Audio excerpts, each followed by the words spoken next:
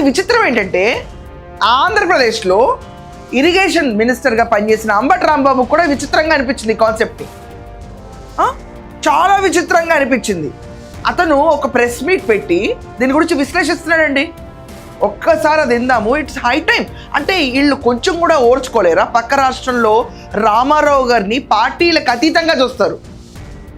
PV Narasimha Rao గారు PM candidate కింద నుంచుంటున్నా అంటే పోటీ కూడా పెట్టరు. తెలుగువారు ప్రైమ్ మినిస్టర్ అవుతున్నారు, నేను అడ్డుపడను అని నియోజకవర్గంలో పోటీ కూడా పెట్టలేదు. తెలుసా? కొంచెం అన్న సిగ్గుందా ఈ మాటలు మాట్లాడే ముందు? రామారావు గారి ఖ్యాతి గురించి నువ్వు చెప్పాలి ఈరోజు. It is not, he is just not a person belonging to any party.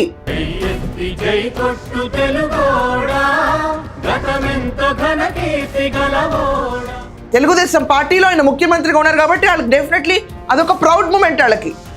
కానీ తెలుగువారు వచ్చేటప్పటికి రామారావు గారే పోటీ పెట్టలేదు. ఇండియా ప్రధాని తెలుగువారు అవుతారని పివి నరసింహారావు గారు. తెలుసా అంబటి నీకు?